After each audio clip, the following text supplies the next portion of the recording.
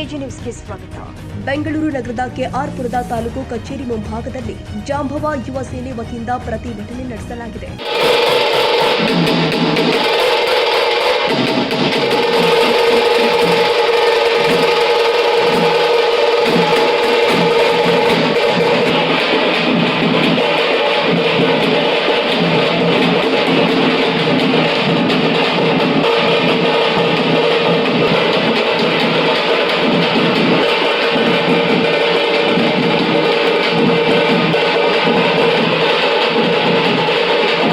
ರಾಜ್ಯಾಧ್ಯಕ್ಷ ಡಾಕ್ಟರ್ ರಮೇಶ್ ಚಕ್ರವರ್ತಿ ನೇತೃತ್ವದಲ್ಲಿ ಮಾದಿಗ ಸಮಾಜದ ಫಲಾನುಭವಿಗಳಿಗೆ ಹಕ್ಕು ಪತ್ರಗಳಿಗಾಗಿ ಬೃಹತ್ ಪ್ರತಿಭಟನೆ ನಡೆಸಲಾಗಿದೆ.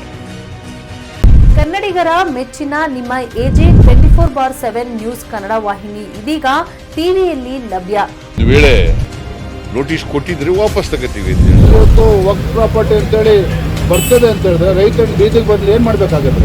ಯಾರು ವೋಟ್ ಹಾಕಲಿಲ್ಲ ಅಂದ್ರೆ ಗ್ಯಾರಂಟಿನೆಲ್ಲ ಸ್ಟಾಪ್ ಮಾಡ್ಬಿಡ್ತೀವಿ.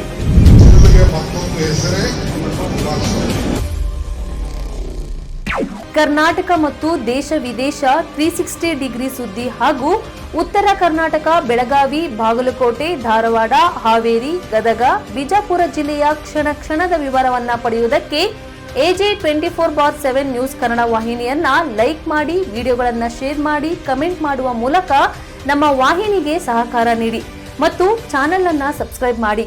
ಧನ್ಯವಾದಗಳು.